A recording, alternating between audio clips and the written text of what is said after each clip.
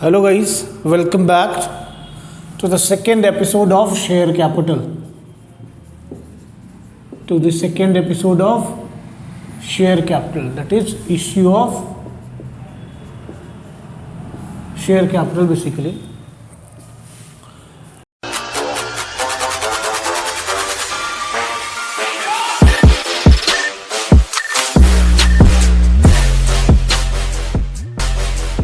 एक वीडियो मैं ऑलरेडी इसके ऊपर बना चुका हूँ जिसमें इंट्रोडक्शन था, और अब जो है इसमें हम लोग आज पढ़ेंगे इश्यू ऑफ शेयर कैपिटल के अंदर हम लोग पढ़ेंगे ओवर सब्सक्रिप्शन। ये एक बहुत ही इम्पॉर्टेंट जो है ना टॉपिक है और बहुत ही ज़्यादा ट्रिकी टॉपिक है ओवर सब्सक्रिप्शन। ओवर सब्सक्रिप्शन मतलब कि जितने शेयर्स आपने इशू किए, जितने शेयर्स, देखो सिचुएशन क्या होती है, ऐसे होता है ऑथराइज्ड शेयर, फिर उसके बाद क्या होता है इश्यूड शेयर, फिर होता है क्या सब्सक्राइब्ड, और इस सब्सक्राइब की पोजीशन पे ना दो बातें हो सकती हैं, या तो तीन बातें लगा लो। ओवर सब्सक्रिप्शन हो सकता है, या जो है इक्वल हो सकता है, जितना इशू किया उतना हो गया, या अंडर सब्सक्रिप्शन हो सकता है, अंडर सब्सक्रिप्शन हो सकता है। ये चीज़ें हो सकती हैं ओवर सब्सक्रिप्शन, या जितना आपने इशू किया उतना सब्सक्राइब हो गया तो इक्वल हो गया, या अंडर सब्सक्रिप्शन होगा, यानी जितना आपने इशू किया उससे कम सब्सक्राइब हुआ, लोगों ने उससे कम खरीदा। आपने मान लो 1 लाख शेयर इशू किए और लोगों ने उसमें से सिर्फ 80,000 शेयर के लिए सब्सक्राइब किया, खरीदा, तो उसको हम बोलते हैं, उस सिचुएशन को बोलते हैं under subscription. Correct. So this under subscription and over subscription and as many number of shares are issued, so many the subscription, so that is equal. And under subscription में you have issued whatever the number, but the subscription is been lower than the number of shares been issued to the public. So over subscription के case में हम लोग जो main काम यहाँ पर करने वाले हैं, आज करने वाले हम लोग ओवर सब्सक्रिप्शन का कैसे हम लोग डील करेंगे, कैसे होगा, उसके अंदर हम उसके ऊपर आज बात करेंगे। ठीक है, तो देखो ओवर सब्सक्रिप्शन के ऊपर हम लोग बात करेंगे। तो ओवर सब्सक्रिप्शन के अंदर जब शेयर अलॉट करते हो तो 3 सिचुएशंस हो सकती हैं। ठीक, 3 सिचुएशन हो सकती हैं। पहला सिचुएशन होएगा कि चलो यार जो भी एक्स्ट्रा है, जो भी एक्स्ट्रा सब्सक्रिप्शन है, जो भी फालतू के सब्सक्रिप्शन आए हैं, उसको आप क्या करो तो आउटराइट रिजेक्ट कर दो, आउटराइट रिजेक्ट कर दो, और इसको अब क्या कर दो, आप वापस कर दो, यानी रिजेक्ट कर दो, और जो भी पैसे आपको मिले हैं एप्लीकेशन पे उसको रिफंड कर दो। दूसरा सिचुएशन है कि यार इसको प्रो राटा अलॉट कर दो, प्रो राटा अलॉटमेंट कर दो। अब प्रो राटा अलॉटमेंट का मतलब कि आप जो जितने भी एक्स्ट्रा आए हैं उन सब को थोड़ा सा एक रेशियो बना लो और सर्टेन रेशियो में उनको आप अलॉट कर दो, क्योंकि आपको ये मालूम है कि देखो यार जितना मैंने इशू किया है ना उससे ज़्यादा तो मैं अलॉट कर ही नहीं सकता, तो उसी में क्या करो कि जो भी एक्स्ट्रा फंड आए हैं, ओवर सब्सक्रिप्शन हुआ है तो नेचुरली है कि एक्स्ट्रा फंड आए होंगे, जो भी एक्स्ट्रा फंड आए हैं उन एक्स्ट्रा फंड को फर्दर कॉल्स में एडजस्ट कर दो। That is what called pro rata allotment, that is called proportionate allotment. And third one is the hybrid of this two, hybrid of this two, यानी कि partly आप क्या करें, pro rata allotment करें, और पार्टली आप क्या करें, पार्टली आप रिजेक्ट कर दें और रिफ़ंड कर दें। जो भी एप्लीकेशन के पैसे आए हैं वो पार्टली आप रिजेक्ट कर दें और रिफ़ंड कर दें। ये सिचुएशन हो सकती है। ठीक है, तो सबसे पहले हम लोग इसको देख लेते हैं कि हम लोग इसमें करते क्या है और इसमें हमें करना क्या चाहिए। तो यहाँ पर जो जर्नल एंट्री आप पास करते हो वो जर्नल एंट्री क्या होती है उसको पहले सीखोगे। जब आपके पास में पैसे आए तो आपने क्या लिखा था, bank account debit to share application account लिखा था। अब ये जो शेयर एप्लीकेशन आया, ये आपको मालूम है कि यार ये मेरा ओवर सब्सक्रिप्शन हुआ है तो फालतू आया है, तो शेयर एप्लीकेशन से तुम क्या करोगे, शेयर कैपिटल में ट्रांसफ़र करोगे और जो बाकी बचा हुआ रहेगा, जो ओवर सब्सक्राइब्ड पोर्शन है, उस ओवर सब्सक्राइब्ड पोर्शन को तुम क्या करोगे, रिफंड कर दोगे। रिफंड के लिए क्या लिखोगे, टू बैंक। ठीक है, क्या लिखोगे, टू बैंक। तो इसको आपने क्या किया, रिफंड कर दिया। ठीक है, बस इसके साथ ही इसकी कहानी यहाँ पे ख़त्म हो जाती है। इसके आगे आपको कुछ नहीं करना। फिर अब pro rata allotment. Pro rata allotment में आप क्या करोगे, तो जो शेयर्स हैं उसकी जर्नल एंट्री देखिए आप कैसे करेंगे। ये जर्नल एंट्री करी, तुम लिखो bank account debit to share application account. ठीक है, एप्लीकेशन अकाउंट। अब ये तुमको पता है कि जो शेयर एप्लीकेशन पे पैसे आए हैं वो क्या है, फालतू हैं। Share application account debit to share capital account, जो एप्लीकेशन का हिस्सा था, यानी जो इंस्टॉलमेंट थे आपके, तो कहते हैं ना इंस्टॉलमेंट है तो एप्लीकेशन में मान लो 2 रुपये हैं, 10 रुपये का शेयर था, मान लेते 10 रुपये का शेयर था, तो तुम्हारे एप्लीकेशन पे 2 रुपये, अलॉटमेंट में मान लो कि 5 रुपये हैं, और फर्स्ट एंड फाइनल कॉल भी आप लिखते हो, फर्स्ट एंड फाइनल कॉल है, तो इस पे मान लो आपके जो है बाकी के 3 रुपये हैं। इस तरीके से है।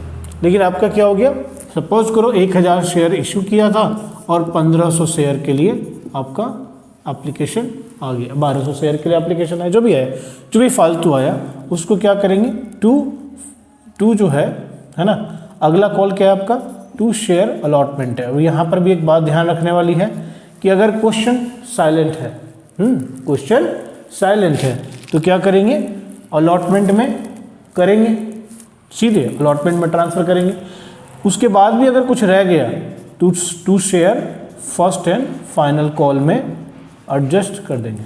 To share final call, first and final call में एडजस्ट कर देंगे। मैं फर्स्ट एंड फाइनल कॉल क्यों लिख रहा हूँ, इसके बारे में पहले ही बता चुका हूँ कि आप जितने मर्जी उतने इसको पार्ट में बांट सकते हो, जो भी अंतिम पार्ट होगा वहाँ पर एंड फाइनल जो है वो आपको लगा देना होता है। तो to share first and final call, जो भी लास्ट कॉल हो, जो भी लास्ट इंस्टॉलमेंट हो, उसमें वर्ड फाइनल आप ज़रूर लगा दें। ऐसा लगाने से ये पता चल जाता है कि हाँ भाई यही अंतिम था, इसके बाद अब कुछ है नहीं। तो इस तरीके से आप क्या करेंगे, अपने एप्लीकेशन पे फालतू आए हुए पैसों को एडजस्ट कर सकते हो। जो एप्लीकेशन का एक्चुअल में हिस्सा था, ये जो 2 रुपये थे, ये जो 2 रुपये थे, ये 2 रुपये एप्लीकेशन का पार्ट था, ये 2 रुपया एप्लीकेशन का पार्ट था। तो इसको कैपिटल में ट्रांसफ़र करने के बाद जो बाकी बच गए वो यहाँ, ये मान लेते हैं कि एक एग्जांपल के जरिए इसको समझने की कोशिश हम करते हैं। ठीक है, सपोज कर लीजिए कि आपने जो शेयर इशू किया, नंबर ऑफ शेयर्स इश्यूड मान लीजिए हैं आपके 1000, और जो सब्सक्रिप्शन आ गया वो मान लीजिए आपके आ गए 1200 शेयर्स के लिए सब्सक्रिप्शन आ गया, यानी कि एप्लीकेशन जो है वो 1200 शेयर के लिए आ गया, यानी कि एप्लीकेशन जो है, एप्लीकेशन रिसीव्ड फॉर 1200 शेयर्स के लिए मान लीजिए आपने एप्लीकेशन रिसीव किया। तो आप यहाँ पर what will be the journal entry, see you are receiving application money against 1200 shares, तो you are writing here 2400 to share application. Now what you are doing, whatever the amount you have received on application is this 2400, and transferring to share capital is like 1000 into 2, mind you, 1000 into 2, only that much of, that number of share which you originally issued, किसके against, जितने originally number of share तुमने issue किए उसके against जितने पैसे होते हैं ना एप्लीकेशन का जो इंस्टॉलमेंट है, वो तुम शेयर कैपिटल में ट्रांसफर करोगे। क्यों करोगे, क्योंकि this application is the part of the total share capital, इसलिए जो पार्ट है उसको उसमें जहाँ का है वो उसमें आप ट्रांसफ़र कर दीजिए। उसके बाद कितना बच गया, फालतू बस 400 रुपये का फालतू है, तो 400 रुपये का क्या करोगे, 400 रुपये, अब देखो, अब जो तुम्हारा अलॉटमेंट है वो कितने रुपए का है, 5 रुपये का है। 1000 इंटू 5 कितना होता है, 5000। 5000 में 400 तो बहुत कम है, तो जो 400 है वो सीधे सीधे कहाँ चले जाएंगे, अलॉटमेंट में चले जाएंगे। तो इस केस के अंदर फर्स्ट एंड फाइनल कॉल के लिए तो कुछ बचा ही नहीं, ठीक है। तो ये यहीं पे आके फिनिश हो जाएगी, यहीं पे ये पैसा ख़त्म हो गया, तो यहीं पर ये रहेगा। अगर मान लो हम ऐसा करते हैं कि जो सब्सक्रिप्शन है ना, सब्सक्रिप्शन है, वो कहते हैं यार कि 2000 शेयर सब्सक्राइब हो गया। कितना शेयर सब्सक्राइब हो गया? 2000 शेयर सब्सक्राइब हो गया। और मैं एक और काम करता हूँ, इसको मैं बना देता हूँ 4 रुपये का, इसको मैं बना देता हूँ 4 रुपये 3 रुपये का, और ये बाकी हो गया 3 रुपये का। अगर मैं ये सिचुएशन चेंज कर देता हूँ तो सिचुएशन क्या बदलेगी वो देखो। सिचुएशन ये बदलेगी, तुमने क्या किया, 1000 शेयर इशू किए, 2000 शेयर का सब्सक्रिप्शन हो गया, और ये जो इंस्टॉलमेंट है ये 4 रुपये का है, 3 रुपये का है और 3 रुपये का है। कुछ इस तरीके से मैंने चेंज कर दिया। इसका मतलब ये हुआ कि जो तुम्हारी पहली दफ़ा है जो पैसे आए वो 2000 शेयर पे 4 रुपये के रेट से आए, यानी कितने आए, 8000 रुपीज़ आए, ठीक है। इस 8000 रुपीज़ को तुमने क्या किया, फिर फर्दर जो है वो डिस्ट्रीब्यूशन किया। कैसे डिस्ट्रीब्यूशन हुआ, तो शेयर एप्लीकेशन में तो 8000 थे, अब मैं कह रहा हूँ शेयर कैपिटल में कितना जाएगा, तो 1000 इंटू 4 जाएगा, 1000 इंटू 4 जाएगा शेयर कैपिटल में, क्योंकि तुमने कितने नंबर ऑफ शेयर इशू किए थे, 1000 इशू किए थे। तो कैपिटल में एप्लीकेशन के अगेंस्ट कैपिटल में सिर्फ उतने ही जाएंगे जितने तुमने इशू किए थे, जितने नंबर ऑफ शेयर्स तुमने इशू किए थे। 1000 इंटू 4, 4000 चला गया। अब कितना बच गया, बैलेंस है 8000 का। अब जरा ध्यान से देखो, अलॉटमेंट में कितने हैं, 3 रुपये का अलॉटमेंट है, और कितने शेयर इशू किए, 3, तो 1000 इंटू 3 कहाँ पे चले गए, अलॉटमेंट में चले गए। देखो अलॉटमेंट भी फुल हो गया, अलॉटमेंट के भी पैसे एप्लीकेशन के टाइम में ही आ गए, और बाकी जो है फर्स्ट एंड फाइनल कॉल हो गया, फर्स्ट एंड फाइनल कॉल हो गया। तो बाकी कितने बच गए, 1000 रुपये बच गए। जो भी बैलेंस बच गया उसको आप फर्स्ट एंड फाइनल कॉल में ट्रांसफ़र कर दीजिए। हुआ ये, आपने ये कहा कि भाई 2000 शेयर का सब्सक्रिप्शन हुआ है ना, तो हर 2 शेयर सब्सक्रिप्शन पे 1 शेयर आपने अलॉट किया, हर 2 शेयर सब्सक्रिप्शन पे, हर 2 शेयर सब्सक्राइब्ड पे 1 शेयर आपने अलॉट किया। यही मतलब हुआ ना, हर 2 शेयर सब्सक्राइब्ड पे 1 शेयर आपने अलॉट किया। मान लो मैंने अगर 100 शेयर के लिए एप्लीकेशन करी तो मेरे को 50 शेयर मिले, मेरे को 50 शेयर मिले। मैंने अगर 200 शेयर के लिए या 500 शेयर के लिए अप्लाई किया तो मेरे को 250 शेयर मिले, ठीक है। मेरा जो 250 एक्स्ट्रा 250 के अगेंस्ट जो मेरा एप्लीकेशन मनी था उसको हमने इस तरीके से फर्दर कॉल्स में एडजस्ट कर दिया गया। ओके, फर्दर कॉल्स में हम क्या करेंगे, इसको एडजस्ट कर देंगे, नेक्स्ट कॉल में हम इसको एडजस्ट कर देंगे। फर्दर कॉल भी इसको बोल सकते हो, तुम इसको नेक्स्ट कॉल भी बोल सकते हो, उसमें इसको एडजस्ट कर दिया गया। Agreed, understood. तो ये पॉइंट समझ में आ गया कि किस तरीके से हमने इसको डिस्ट्रीब्यूट किया। हमेशा क्या याद रखना है कि जितने नंबर ऑफ शेयर तुमने इशू किए, तुम उतने के ही अगेंस्ट डिफरेंट कॉल्स में या डिफरेंट इंस्टॉलमेंट्स या डिफरेंट कॉल्स जो है ना, अलॉटमेंट का है या फर्स्ट एंड फाइनल कॉल है, उसमें तुम उसी हिसाब से पैसे ट्रांसफ़र करोगे। Okay, so this is for pro rata allotment. और एक बात और समझ लिया आपने कि आपने अप्लाई किया या शेयर्स अप्लाइड, जो भी एप्लीकेशन आई, यानी सब्सक्रिप्शन जो होती है, सब्सक्रिप्शन का मतलब क्या कि number of shares applied, this is what called subscription का मतलब नंबर ऑफ शेयर्स अप्लाइड। तो जितनी एप्लीकेशन आई, हर 2 एप्लीकेशन के लिए 1 अलॉटमेंट हुआ, क्योंकि जितना तुमने नंबर ऑफ शेयर इशू किया है ना, तुम उससे ज़्यादा अलॉट कर ही नहीं सकते, ठीक है। चलो इसको देखो, और इसके बाद इसको यहाँ से हटाओ। अब तीसरे हिस्से पे आ जाओ, पार्टली प्रोराटा एंड पार्टली जो है उसको रिजेक्ट कर दो और रिफंड कर दो। तो जैसे फिर से मैंने एग्जांपल आपको दे दिया, एग्जांपल से ज़्यादा अच्छा है। 1000 shares issued at the rate ₹10 each, payable as, ऐसे ही लिखा मिलेगा आपको, पेएबल एज ऑन एप्लीकेशन, है ना, ऑन एप्लीकेशन 4 रुपये, और अलॉटमेंट 3 रुपये, and on first and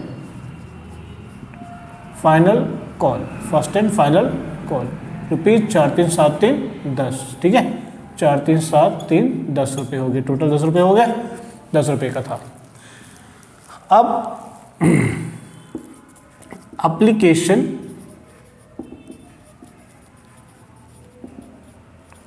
received for, suppose करो application received for 2000 shares, out of which 200 out of which application for 200 shares were rejected and balance were allotted on pro rata basis। क्या लिख दिया मैंने? Balance were allotted on pro rata basis, बाकी बचे हुए को pro rata basis पे आपने अलॉट कर दिया। तो ये आपका स्टेटमेंट है, आपका एक तरीके से मान लीजिए एग्जांपल है, क्वेश्चन है। अब इसको कैसे आप करेंगे? तो देखिए, जर्नल एंट्री पास करेंगे पहले आप, bank account, bank account debit to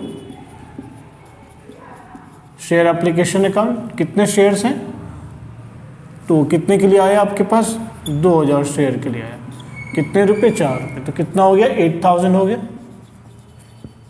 फिर आप क्या करेंगे? Share application account debit to share capital account और टू शेयर अलॉटमेंट अकाउंट। अब देखो, ध्यान से देखो, तुम्हारी शेयर एप्लीकेशन कितनी है? 8000 है। और तुम क्या करो, तुम ना एक बहुत ही बढ़िया काम करना चाहिए तुमको, ठीक है। टू शेयर कैपिटल कितना हो गया? 1000 शेयर्स थे तुम्हारे, 4 रुपये के रेट से 4000 रुपये यहाँ चले गया। कह रहा है कि 200 शेयर को आपने उसी समय रिजेक्ट कर दिया, 200 शेयर के लिए रिजेक्ट कर दिया। तो देखो, तो 2 हो गया, टू बैंक अकाउंट। यहाँ पर बैंक अकाउंट लिख सकते हो, तुम नहीं भी लिख सकते हो, कोई प्रॉब्लम नहीं। तो तुमको ये तो पता है कि भाई 200 शेयर को हमने रिजेक्ट कर दिया। 200 इंटू 4, यानी यहाँ पर लिख दो टू बैंक अकाउंट, थोड़ा सा नीचे करके लिखो, और इसको तुमने 800 रुपये ऐसे करके रिजेक्ट कर दिया, 800 रुपये रिजेक्ट कर दिया, ठीक है। बच गए कितने अब? 3200 बच तो गया। तो लेकिन जो 3200 है, अलॉटमेंट कितने का है? 3 रुपये का अलॉटमेंट है। तो 1000 इंटू 3, 3000 रुपये तो अलॉटमेंट में एडजस्ट हो गया। अभी और कितना बचा हुआ? 200 रुपये। तो जो बाकी बचा हुआ वो share first and final call पे ये एडजस्ट हो गया। कितने? 200 रुपये फर्स्ट एंड फाइनल कॉल पे आपके एडजस्ट हो गया, ठीक है। और इस तरीके से ये पार्टली रिजेक्ट भी हो गया और पार्टली प्रो राटा भी हो गया। करेक्ट? बात समझ में आई? पार्टली प्रो राटा है और पार्टली ये रिजेक्ट या रिफंड हुआ है। चलो, तो ये टॉपिक आपने समझ लिया, ओवर सब्सक्रिप्शन को हम किस तरीके से यूज करेंगे।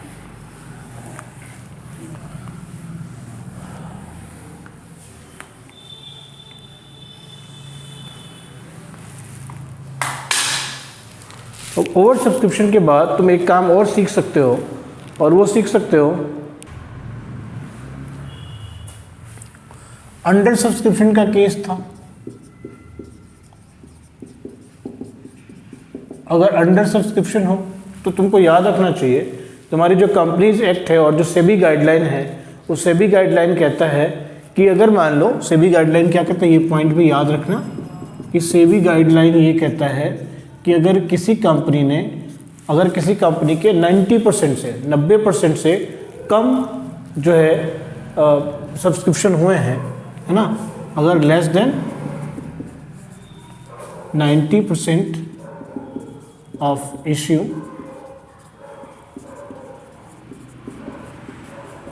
सब्सक्रिप्शन हुए हैं, तो शेयर अलॉट ही नहीं करना है। तो आपको क्या करना है? शेयर अलॉट नहीं करना है ना। You cannot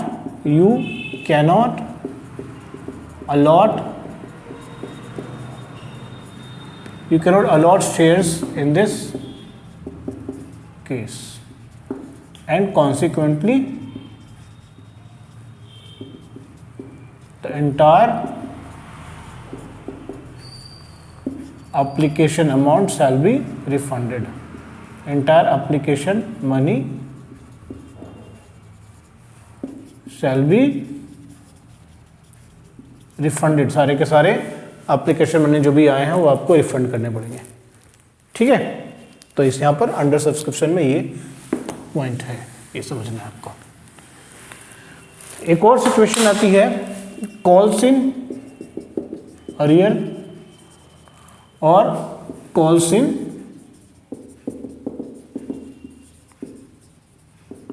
advance. Calls in arrear और कॉल्स इन एडवांस बहुत ही ध्यान से समझना है। वैसे कॉल्स इन अरियर जैसे तुम नाम से पता चलता है कि वो पैसे हैं जो आपने मांगे थे, यानी कंपनी ने मांगे थे और कंपनी को ये पैसे मिले नहीं। ठीक है, कंपनी को ये पैसे नहीं मिले, तो कॉल्स इन अरियर और calls in advance.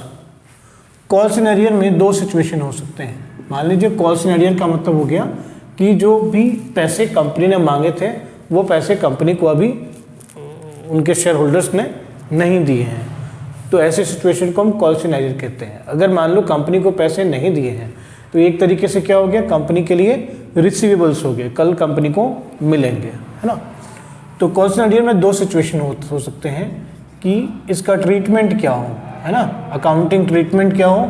When calls in arrear account is not open, अगर आपने कॉल्स इन अरियर अकाउंट नहीं ओपन किए हैं तो।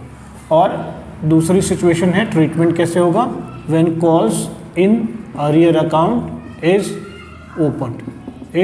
ओपन, यानी कॉल्स इन अरियर अकाउंट आपने ओपन कर दिया है तो क्या ट्रीटमेंट होगा, है ना। तो इन दो सिचुएशंस को आपने, ये दो सिचुएशंस अराइज हो सकते हैं कॉल्स इन अरियर के केस में, कि जब कॉल्स इन अरियर अकाउंट आपने ओपन नहीं किया हो तो क्या ट्रीटमेंट करेंगे, और अगर कॉल्स इन अरियर अकाउंट आपने ओपन कर दिए हों तो आप क्या ट्रीटमेंट करेंगे। फाइन, तो इसको ध्यान से समझेंगे आप। मान लीजिए अगर आपने calls in arrear account open नहीं किया तो क्या करें, सुनो ध्यान से सुनना है, ठीक है। When calls in arrear account is not open, तो पहली एंट्री क्या करेंगे, पहले तो कॉल मांगेंगे तो आप लिखेंगे ना शेयर, मान लो first call account debit to share capital account, ऐसे मांगेंगे आप, है ना। और दूसरी एंट्री क्या करेंगे, जितने भी पैसे आपको मिले हैं, जो भी पैसा मिला है, आप बस उस पैसे को to share first call account में डाल दो। क्योंकि कॉल्स इन अरियर अकाउंट आपको ओपन करना ही नहीं है तो कॉल्स इन अरियर से रिलेटेड कोई भी एंट्री आपने पास करनी ही नहीं है। मान लीजिए कि आपने 10,000 रुपये मांगे थे, फर्स्ट कॉल पे आपने 10,000 रुपये मांगे थे, लेकिन आपको मिले सिर्फ 9,500 रुपये, मिले सिर्फ 9,500 रुपये, तो बाकी के जो 500 रुपये हैं वो तो आपको मिले नहीं, वही तो कॉल्स इन अरियर हो जाता, लेकिन वो पैसे तो आपको मिले ही नहीं। अगर आपने अकाउंट नहीं ओपन करना है तो बस आपको जितने मिले उतने ही आपको लिखने हैं, और बाकी आपको जब मिलेंगे तब दिखेंगे उसको, अभी तो आपको इतने ही मिले हैं, इतने से ही काम चलाएंगे आप। लेकिन अगर कॉल्स इन अरियर अकाउंट आपने ओपन कर दिया, when calls in arrear account is open, उस कंडीशन में आप क्या करेंगे मित्रों, उस कंडीशन में मान लो पहली एंट्री यही वाली थी, share first call account debit to share capital account, ये एंट्री पास कर दी। 10,000 रुपये आपने मांगे थे, 10,000 मांगे थे, लेकिन आपको मिले कितने, तो मिले कितने, बैंक अकाउंट डेबिट 9,500 रुपये। और अब यहाँ पर यूज़ करेंगे आप calls in arrear account, calls in arrear account debit कितना, 500 रुपये नहीं मिले, टू फर्स्ट कॉल अकाउंट, ठीक है, 10,000 रुपये। और मान लीजिए जब कभी ये कॉल्स इन अरियर आपको रिसीव हो गए, यहाँ पर कॉल्स इन अरियर को क्या किया आपने, डेबिट कर दिया। अब हो सकता है कि बंदा जब दूसरा कॉल आप कंपनी करती है तो जिसने पहले कॉल पे पैसे नहीं दिए थे वो दूसरे कॉल पे दूसरे कॉल के साथ पहले कॉल के भी पैसे दे देता है। तो अब आप मान लो शेयर सेकेंड कॉल लिखते हो डेबिट, मान लो लिखते हो 12,000 का डेबिट था टू शेयर कैपिटल अकाउंट, ठीक है। तो 12,000 मान लो तुमको क्या थे, लेने थे। अब क्या हुआ कि उन लोगों ने जिन्होंने आपको फर्स्ट कॉल पे पैसे नहीं दिए वो सेकंड कॉल के साथ वो पैसा आपको दे देता है। तो आप क्या करोगे, आप लिखोगे बैंक अकाउंट डेबिट। अब इस बैंक अकाउंट डेबिट में क्या आ गया, 12,000 तो था ही, प्लस ये 500 भी आ गया। ये 500 जो कि आपको फर्स्ट कॉल के टाइम में जिन लोगों ने नहीं दिए थे उसने इसमें दे दिया है, तो 500 रुपये यहाँ जुड़ गए, तो आपको कितने मिले, 12,500। ठीक है, bank account. To share second call account कितने मांगे थे आपने, 12,000 मांगे थे। और to calls in arrear account, calls in arrear account 500। ठीक है, कितना, 500। फाइन। अब देखो यहाँ पर कॉल्स इन अरियर डेबिट में था और यहाँ कॉल्स इन अरियर क्या हो गया, क्रेडिट में हो गया, तो नलीफाई हो गया। जो पैसे नहीं आए थे वो यहाँ पर आपको मिल गए, तो calls in arrear completely nullify हो गया, ओमिट हो गया, इसका इफेक्ट कुछ बचा नहीं अब। ऑलराइट, तो इस बात को भी आप ध्यान में रखेंगे। ओके, चलिए अब इसके बाद हम लोग बढ़ते हैं कॉल्स इन एडवांस की तरफ। ठीक है, ये है तुम्हारा कॉल्स इन एडवांस। ठीक है, सिचुएशन क्या है, कॉल्स इन एडवांस है। कॉल्स इन एडवांस सिचुएशन तब आती है जब किसी ने तुमको एडवांस में तुमने मांगे नहीं थे और तुमको उस कॉल के पैसे दे दिए जो कि तुमने मांगे नहीं थे। तो ये चूंकि मांगे नहीं थे इसलिए, और कंपनी के पास आ गए ये पैसे, तो कंपनी के लिए तो ये क्या हो गई, लायबिलिटी हो गई, है ना। कंपनी के लिए क्या हो गई, लायबिलिटी हो गई। और ये एक्चुअली जो इक्विटी एंड लायबिलिटी होती है ना बैलेंस शीट में, उस बैलेंस शीट का जो करंट लायबिलिटी होता है और जो हेड होता है उसके अंदर जो सब हेड होता है अदर करंट लायबिलिटी, उसमें शो किया जाता है। ठीक है, अदर करंट लायबिलिटी में ये कॉल्स इन एडवांस को हम शो करते हैं। एनीवेज, देखिए कॉल्स इन एडवांस की जर्नल एंट्री कैसे पास करें। क्वेश्चन को ठीक से देखिए, कहता है first call was made on 1000 shares at the rate ₹4 each. Shyam, a share holder holding 200 shares, paid second and final call of ₹2 each along with first call. तो फर्स्ट कॉल के साथ उसने ये भी पे कर दी। अब आपकी जर्नल एंट्री इस केस में कैसे हो जाएगी, देखिए कि किस तरीके से आप कॉल्स इन एडवांस को आप अप्रोच करोगे। तो आपने क्या किया, share first call account debit कर दिया टू शेयर कैपिटल अकाउंट। ठीक है, अब ये 1000 शेयर्स थे तो 1000 शेयर्स पे ₹4 का था, तो कितना हो गया, ये 4000 रुपीज़ आपके आ गए फर्स्ट कॉल के अंदर। अब आप क्या करते हो, जब आपको पैसे मिलते हैं तो आप लिखते हो बैंक अकाउंट डेबिट। देखो बैंक अकाउंट में कितने आ गए, 4000 तो थे ही, plus 200 into 2 plus 200 into 2 extra पैसे भी आ गए, तो 4400 रुपये आपके आ गए। एक तो आ गया फर्स्ट कॉल के अगेंस्ट, एक आ गया फर्स्ट कॉल के against to first call account आ गया, और बाकी जो बच गया वो कहाँ आ गया, to calls in advance account आ गया। तो फर्स्ट कॉल में 4000 डाल दो और इसमें 400 रुपये डाल दो। ठीक है, ये तो हो गया अगर आपने calls in advance account maintain करना है। तो कई बार आपको calls in advance account maintain नहीं भी करना होता है। ठीक है, वैसे स्पेसिफिकली क्वेश्चन में ऐसा मेंशन हो कि कॉल्स इन एडवांस ओपन करो तो करना, और अगर मेंशन नहीं हो तब भी तुम calls in advance account open कर सकते हो, कोई प्रॉब्लम नहीं है। ठीक है, लेकिन अगर तुम एट ऑल नहीं ओपन करते हो और क्वेश्चन में भी कोई इंस्ट्रक्शन नहीं है तो तुमने क्या करना है, अगर क्वेश्चन में कोई इंस्ट्रक्शन नहीं है, mind you know what I am saying, mind you question में कोई इंस्ट्रक्शन नहीं है लेकिन कॉल्स इन एडवांस की सिचुएशन आ गई है, तो तुम calls in advance account open कर लो, ये भी तुम्हारे पास है।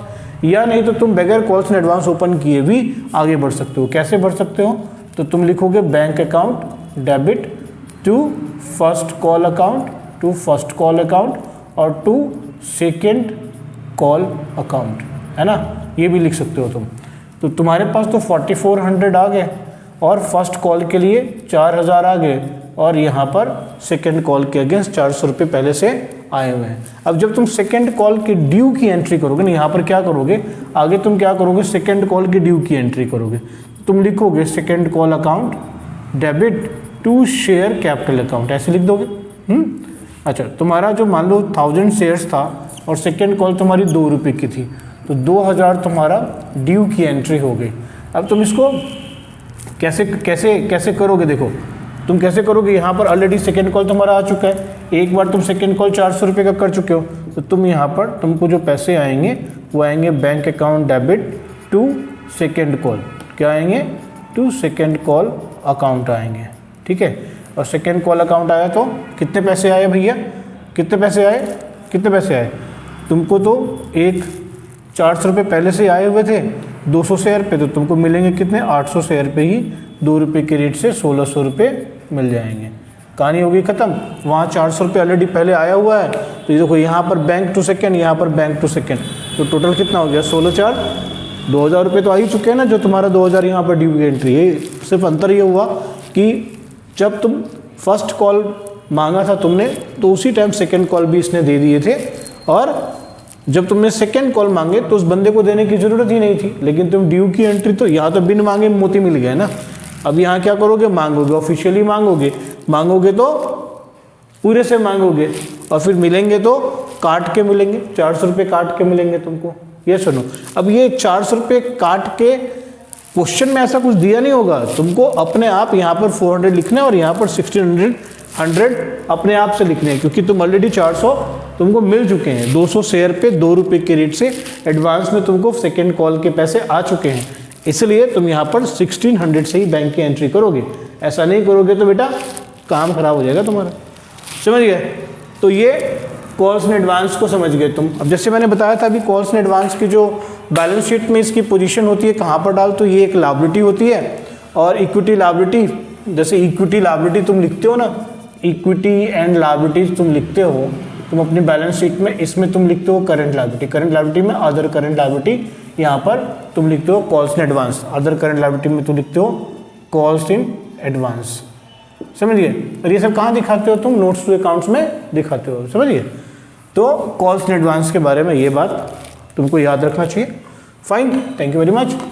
ये तुम्हारा ये टॉपिक हो गया calls in advance.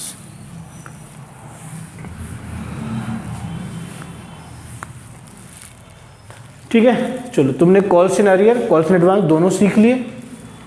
Alright, so this topic is about forfeiture of shares.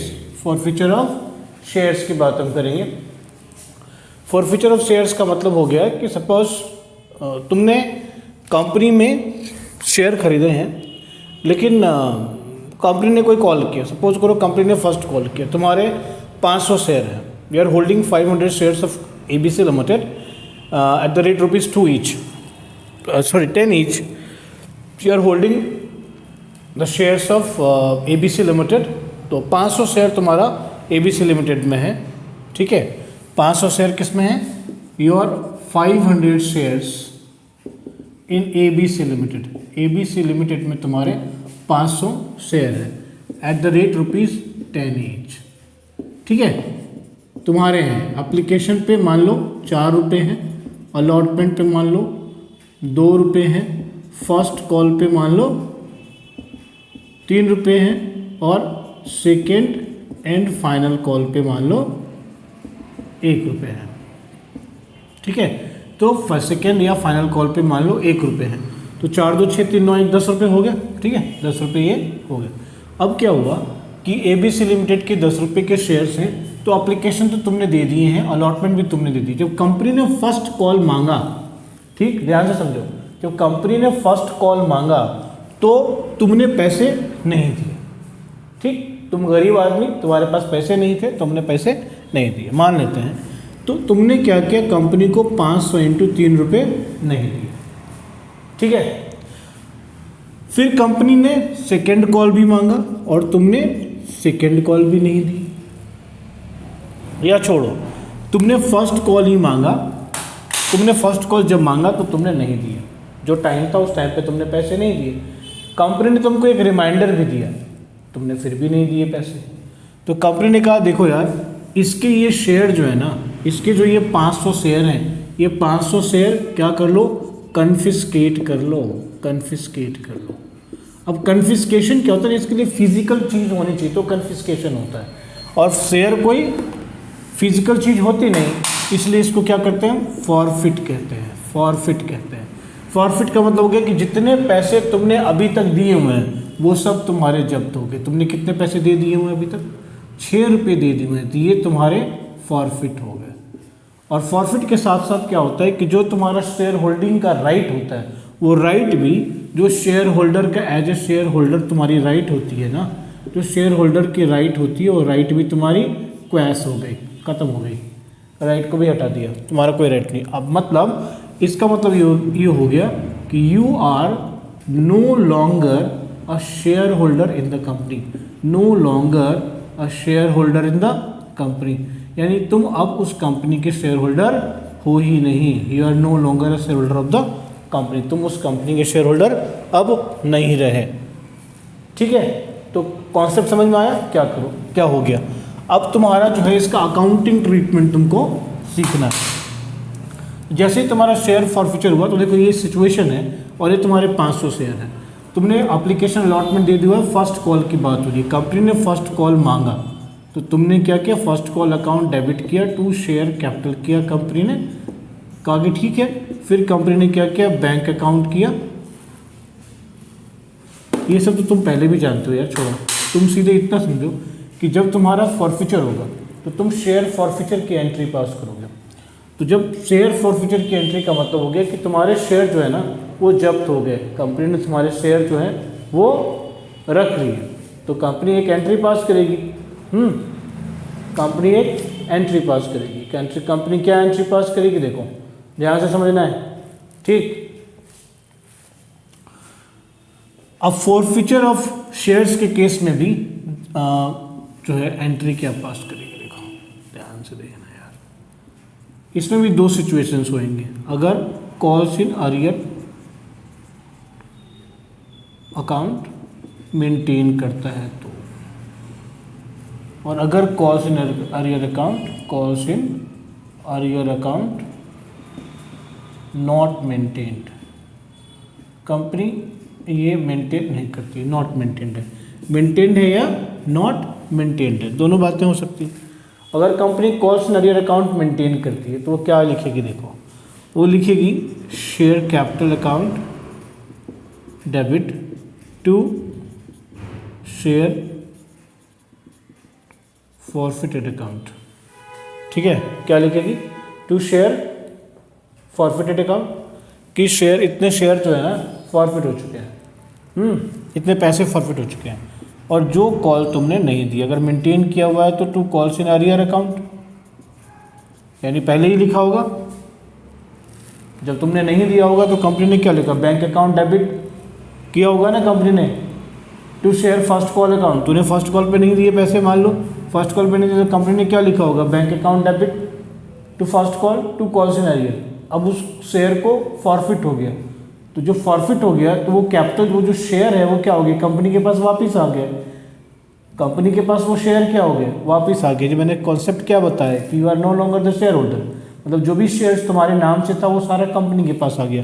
तो कंपनी फिर एक रिवर्स एंट्री पास करेगी फॉरफीचर के लिए, एक रिवर्स एंट्री में जितने पैसे तुमने अभी तक, जैसे 500 रुपये पे तुमने अभी तक कहाँ पे ख़त्म हो गया, ये यहीं पे ख़त्म हो गया, यहीं पे ख़त्म हो गया। ये तीसरे कॉल के बाद ही कंपनी ने तुमसे तुम्हारे शेयर को जब्त कर लिया।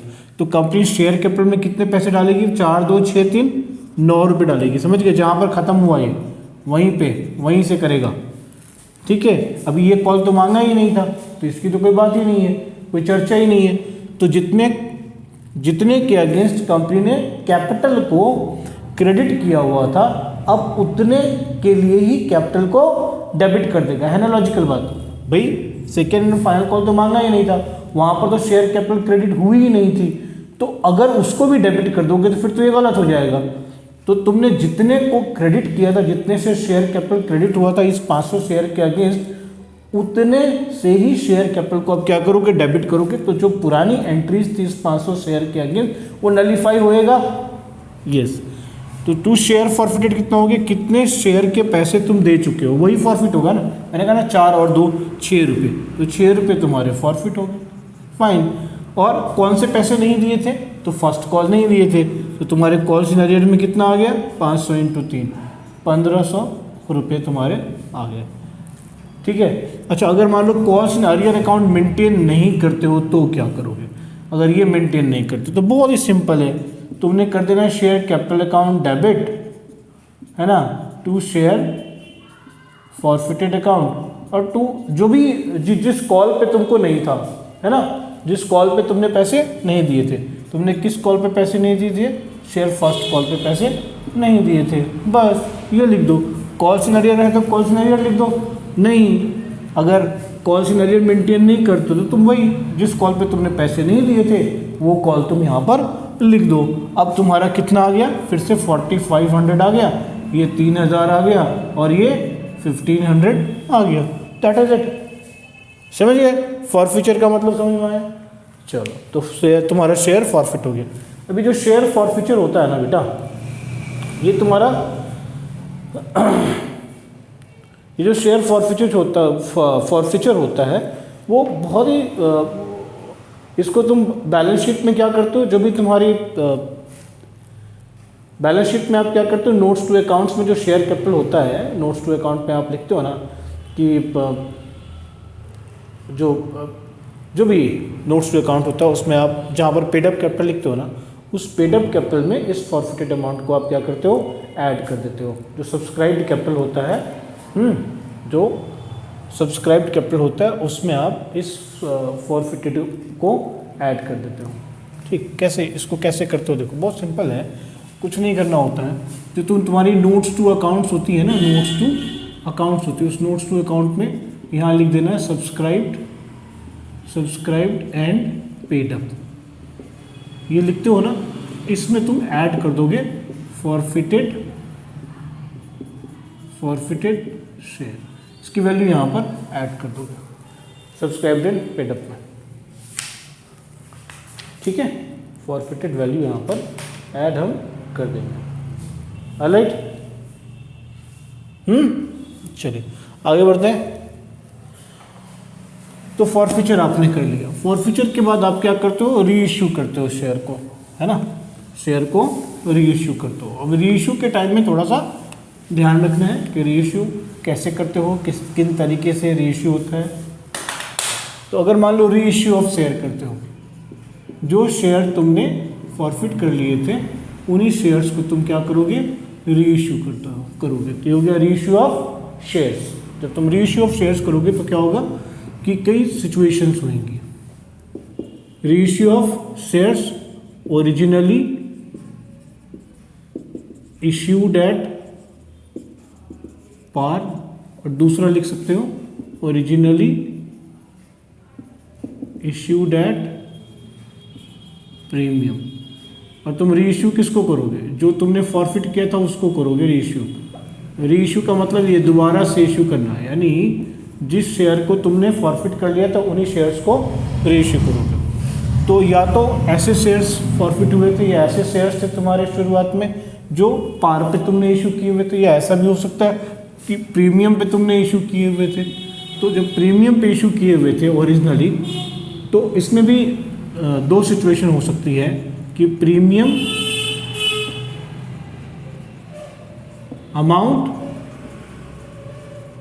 ऑलरेडी रिसीव्ड, यानी प्रीमियम अमाउंट तुमने ऑलरेडी तुमको मिल चुका था, फॉरफीचर से पहले ही प्रीमियम वाले पैसे आ चुके थे, या प्रीमियम अमाउंट नॉट रिसीव्ड, या प्रीमियम के पैसे तुम्हारे नहीं आए थे। ठीक है, फॉरफीचर के बाद जिस कॉल पर फॉरफीचर हुआ, जिस कॉल के पैसे नहीं आए थे, हो सकता है उस कॉल में प्रीमियम हो और प्रीमियम के पैसे नहीं मिले, तो हो सकता है प्रीमियम अमाउंट नॉट रिसीव्ड या प्रीमियम अमाउंट ऑलरेडी रिसीव्ड। अगर ओरिजिनली इशूड एट पार है और तुम री इशू कर रहे हो तो बहुत ही ध्यान से समझना है। तो ओरिजिनली इशूड एट पार और आप री इशू कर रहे हो, तो जब री इशू करोगे तो सबसे पहले क्या करोगे, री इशू में सिंपल सी बात होती है क्या कि तुम ये लिख दो, देखो यहाँ पर मैं लिखने जा रहा हूँ कि 1000 shares issued at 1000 shares each are reissued at the rate ₹7 each, fully paid up, 7 each as fully paid up। ये भी सिचुएशन हो सकती है कि लिखा हुआ हो फुल्ली पेड अप, है ना, या लिखा हो ₹7 ईच, है ना, ₹9 पेड अप, लिखा हो ₹7 ईच एट ₹9 पेड अप, दोनों बातें लिखा हुआ हो सकता है। अगर लिखा हुआ 1000 शेयर्स और 1000 नहीं, पिछले एग्जाम्पल को तुम कैरी फॉरवर्ड करो तो 500 शेयर्स थे ना, तो 500 shares are reissued at the rate ₹7 each as fully paid up, यह सिचुएशन आ सकती है ऐसा, और एट ₹9 पेड अप, ये दो सिचुएशन आ सकती है, ध्यान रखिएगा। अगर फुल्ली पेड अप हुआ मतलब ₹7 में उसको दे रहे हो, उससे ₹7 आएंगे जिसको तुम रीइश्यू कर रहे हो, लेकिन उसको वैल्यू ₹10 की दे रहे हो। और यहाँ पर अगर ₹9 पेड अप कहते हो, इसका मतलब 7 में उसको रीइश्यू कर रहे हो, लेकिन उसको वैल्यू सिर्फ ₹9 की दे रहे हो। ये दो सिचुएशन है, ठीक है। एक सिचुएशन ये है भाई साहब, बहुत ही ध्यान से इसको देखना है, यहाँ पर बहुत सारे प्रॉब्लम आती हैं, बच्चे यहाँ बहुत दुखी होते हैं, तो इस दुख को, इस कष्ट से आपको बचाने के लिए मैं ये बात बता रहा हूँ, ध्यान से सुनिएगा। और मेरे जो भी बात कहूँ उसको बहुत ही ढंग से समझने की कोशिश कीजिएगा। 500 shares are reissued at the rate ₹7 each as fully paid up, या और एट ₹9 पेड अप, ठीक है ना। तो या तो ₹9 पेड अप के हिसाब से आप रीइश्यू कर रहे हो, या फुल्ली पेड अप के हिसाब से रीइश्यू कर रहे हो। तो देखो, अगर ये इशूड ओरिजिनली एट पार है तो सिचुएशन नंबर 1 यानी ये वाली सिचुएशन को मैं यहाँ पर एक्सप्लेन करूँगा, या यहाँ पर जर्नल एंट्री आपको पास करके दूंगा। तो ध्यान से समझिएगा यहाँ पर भाई साहब। सबसे पहले क्या करेंगे, आप लिखेंगे, चूंकि आप रीइश्यू करें तो आपके पास में क्या आ रहा है, बैंक अकाउंट डेबिट हो रहा है, ठीक, और आपके पास 500 शेयर थे और ₹7 से आ रहा है, तो ₹3500 हो गए। पहला सिचुएशन ले रहा हूँ, fully paid up to share capital account. और तुमको तो पता है कि शेयर कैपिटल जो है, जो तुम्हारी, तुमने लिख दिया फुल्ली पेड अप, तो फुल वैल्यू कितनी थी, ₹10 थी ना, तो तुम्हारी शेयर कैपिटल कितने पे जाएगी, ₹10 पे जाएगी, यानी 5000, ठीक है। कितने पे जाएगी, 5000 जाएगी। अब तुम्हारे पास में ये खाली जगह बच गया, यानी यहाँ पर 1500 लिखना है, डेबिट लिखना है, और ये पैसा कहाँ से आ जाएगा, शेयर फॉरफिटेड अकाउंट से आएगा। कहाँ से आएगा ये पैसा, शेयर फॉरफिटेड अकाउंट से आएगा। और जो तुमने शेयर फॉरफिट किए थे वो कितने शेयर्स थे, 500 शेयर्स थे, है ना, 500 शेयर्स थे। और तुमने कितना फॉरफिट कर लिया था भैया, फॉरफिट कर लिए थे तुमने 4 3 7 रुपये, ₹7 के हिसाब से तुम्हारा जो फॉरफिटेड अमाउंट था वो था 3500। फिर जो पीछे मैंने वो एग्जाम्पल दिया था उसमें तुम ध्यान से देखना, जो एप्लीकेशन थी वो 4 की, 3 की, 2 की, 1 की ऐसे करके थी, तो 4 और 3 रुपये आ गए थे, तो ये हो गया शेयर फॉरफिटेड अमाउंट। ये फॉरफिटेड अमाउंट है, शेयर फॉरफिटेड नहीं, सीधे लिखो कि ये फॉरफिटेड अमाउंट है। कितना, ₹3500 तुम्हारे पास है, तुम्हारे पास ऑलरेडी 3500 है, 3500 में से ₹1500 यहाँ ट्रांसफर हो गए। अब इसमें कितने बच गए, ₹1500 यहाँ ट्रांसफर हो गए, तो इसमें कितने बच गए, ₹2000 यहाँ पर बच गए तुम्हारे। जो भी ये बच गया ना, इसको हम कहाँ ट्रांसफ़र करते हैं, ट्रांसफ़र टू कैपिटल रिजर्व में। क्योंकि ऐसा क्यों, क्योंकि ये तो भैया ये जो शेयर था जिसको तुमने फॉरफिट किया था उसके सारे पैसे रख लिए थे, जो भी तुमको उसने दे दिए थे। अब उसमें से रीइश्यू के टाइम पर दूसरे बंदे को तुमने कम पे रीइश्यू किया, लेकिन जो कैपिटल है वो तो पूरी वैल्यू पे जाएगी, फेस वैल्यू पे जाएगी। जो भी वैल्यू है जितने के अगेंस्ट तुमने ये रीइश्यू किया है, जितना बोल के कि मैं तुमको इतनी की वैल्यू दूंगा, तो जितना बोल के तुमने उसको रीइश्यू किया है उसको तो यहाँ ये तो पूरा आएगा, ये पूरा आएगा। तो बाकी जो गैप बचेगा वो गैप कहाँ से भरोगे तुम, शेयर फॉरफिटेड से, यहाँ से फॉरफिटेड अमाउंट से इसको भर दोगे। अब तुम्हारे पास 2000 एक्स्ट्रा बच गए, तो ये तो प्योर कैपिटल नेचर का प्रॉफिट हो गया ना। तुम लिखोगे share forfeited account debit to capital reserve account. ठीक है जी, कितना हो गया, कैपिटल रिजर्व अकाउंट 2000 रुपये यहाँ पे आपने ट्रांसफर कर दिया। सही है। अच्छा, अब ये दूसरा वाला जो केस है, ये दूसरा वाले केस को मैं यहाँ पर डिस्कस करता हूँ। देखो, दूसरा का एट ₹9 पेडअप, यानी 9 रुपये का पेडअप पे किया आपने, तो आप यहाँ पर क्या लिखोगे, bank account debit to share capital account. तुमने 9 पेडअप किया है, इसलिए 500 इंटू 9 करोगे शेयर कैपिटल में। यहाँ तुमने क्या किया था, फुल्ली पेडअप था तो 10 था, लेकिन तुमने यहाँ 9 पेडअप लिखा, तो 9 से शेयर कैपिटल को क्रेडिट करोगे, यानी 4500। ठीक है, और इशू कितने पे किया था, रेशियो 7 रुपये, तो 500 इंटू 7 कितना हो गया 3500। अब कितना बच गया 1000 रुपये। तो जो बच गए वो कहाँ से एडजस्ट होएंगे, शेयर फॉरफिटेड अकाउंट डेबिट। यानी जो तुम रीइश्यू कर रहे हो वो तुम रीइश्यू डिस्काउंट पे कर रहे हो, वो डिस्काउंट का कंपनसेशन कहाँ से होगा, फॉरफिटेड अमाउंट से होगा। और तुम यहाँ पर ये भी जान लो कि जो मैक्सिमम डिस्काउंट पे तुम शेयर इशू करोगे वो कितने के बराबर होगा, फॉरफिटेड अमाउंट के बराबर होगा। उससे ज़्यादा के डिस्काउंट पे रीइश्यू नहीं कर सकते तुम, ठीक है। नहीं तो केस क्या आ जाएगा, शेयर इशूड एट डिस्काउंट आ जाएगा, और शेयर डिस्काउंट पे तो इशू होता ही नहीं है। यानी जितने की फेस वैल्यू तुम्हारी टोटल पहली बारी या दूसरी दोबारा से इशू करके टोटल करके जितनी तुम्हारी फेस वैल्यू है ना, उतनी तो होनी ही चाहिए, उससे नीचे तो होनी ही नहीं चाहिए। तो अभी भी इस जो 500 शेयर है उसके ऊपर 1 रुपये भी मांगने हैं, 1 रुपये अपना बाद में मांग लेगा वो। अब तो इसने खरीद ही लिया।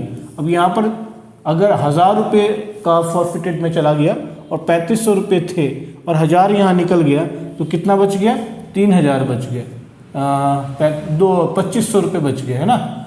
यहाँ पर इसके अगेंस्ट इस केस में तो 3500 रुपये थे तुम्हारे शेयर फॉरफिटेड अमाउंट, तो 1000 तुमने यहाँ से क्या किया, माइनस कर दिया रीइश्यू को, जो तुमने डिस्काउंट पे किया था उसको एडजस्ट करने में। तो कितने बच गए, 2500 बच गए। तो 2500 को कहाँ ट्रांसफ़र करोगे तुम, कैपिटल रिजर्व में ट्रांसफ़र कर दोगे, क्योंकि ये कैपिटल नेचर का प्रॉफिट होता है, इसलिए तुम इसको कैपिटल रिजर्व में बच्चों ट्रांसफ़र कर दोगे। समझ में आई बात, ठीक है।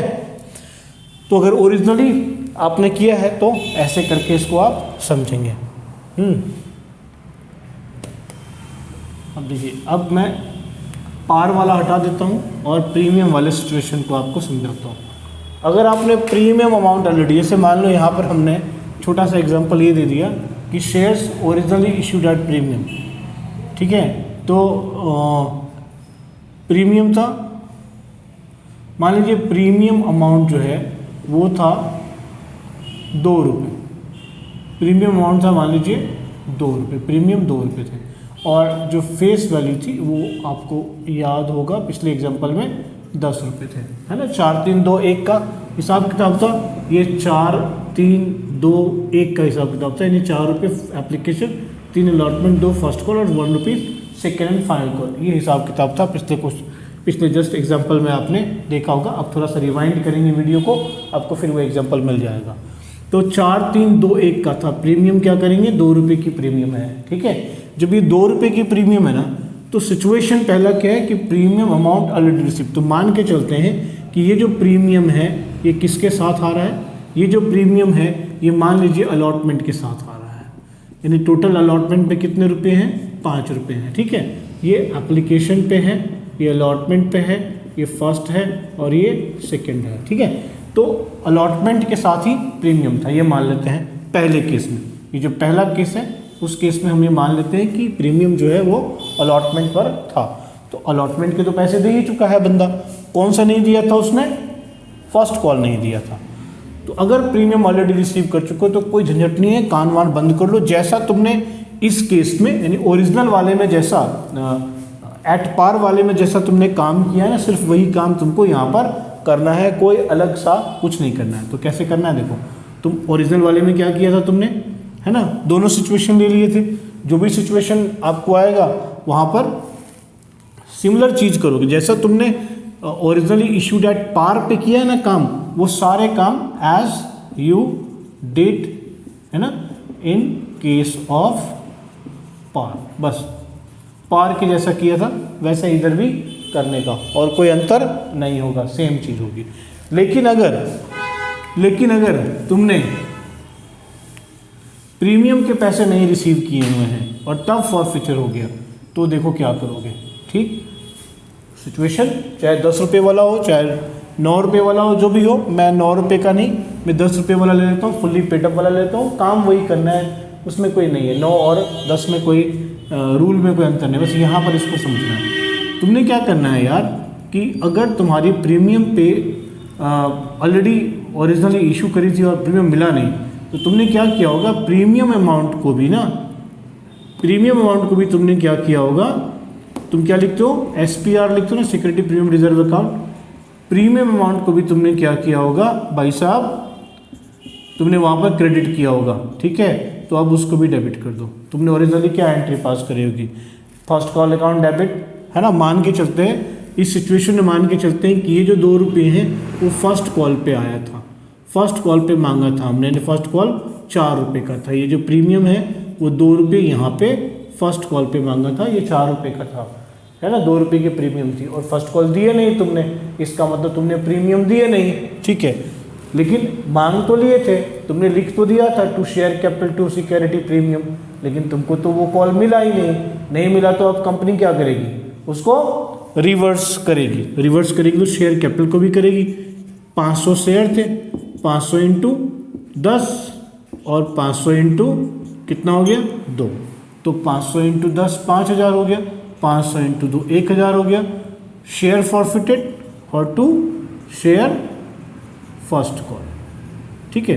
तो शेयर फॉरफिट कितना हो गया, 7 रुपये शेयर फॉरफिट हो चुके थे, 500 इंटू 7 3500 रुपये हो चुके थे।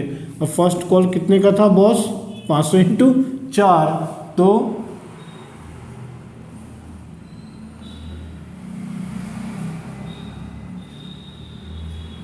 एक सेकेंड, यहाँ पर कुछ गड़बड़ लग रहा है मुझे। 4 3 2 2 2 4, 1 मिनट, शेयर कैपिटल, सॉरी यही गलत लिख दिया ना। 4 3 7 2 9 रुपये मांगे थे ना कंपनी ने अभी तक, जितने मांगे तो उसी को रिवर्स करोगे ना। तो 500 इंटू 9 शेयर कैपिटल हो गया, और यहाँ पर 500 इंटू 7 और 500 इंटू 4, ये 2000 हो गए। अब देखो डेबिट क्रेडिट को प्लस करोगे ऑटोमेटिकली दोनों मैच हो जाएंगे, ठीक। तो इस बात को ध्यान में रखना है। दूसरी बात कि अब जो तुम रीइश्यू की एंट्री करोगे, सेम रीइश्यू की एंट्री करोगे, जितने पैसे बच जाएंगे वहाँ पे फॉरफिचर में उसको कैपिटल रिजर्व में ट्रांसफ़र कर दोगे। बस ये याद रखना है कि यार देखो, प्रीमियम को हम क्या करते हैं, वापस ले लेते हैं, प्रीमियम को हम वापस रिवर्स एंट्री पास करके प्रीमियम को भी हम रिक्लेम कर लेते हैं। तो ये बात याद रखनी है। ये जो तुमने अभी पढ़ा, ये सब क्या थे, बेसिक शेयर कैपिटल के लिए जो इश्यू ऑफ शेयर कैपिटल है, उसमें जो भी बेसिक ट्रीटमेंट होती है, अकाउंटिंग ट्रीटमेंट होती है, उस अकाउंटिंग ट्रीटमेंट को हम कैसे परफॉर्म करते हैं उसके बारे में तुमने बेसिकली यहाँ पे सीखा है अभी, ठीक है। इसके बाद जो कुछ नया हमारा वीडियो होगा, उस वीडियो में आप आगे सीखेंगे, इसके ऊपर कुछ क्वेश्चंस करके हम आपको दिखाएंगे और डिफरेंट टाइप की जो ट्रांजेक्शन, डिफरेंट टाइप के डिफरेंट लेवल्स के क्वेश्चन को हम देखेंगे और उसमें और सारी बातें हम आपको सिखाएंगे, ठीक है। तब तक के लिए bye, thank you very much.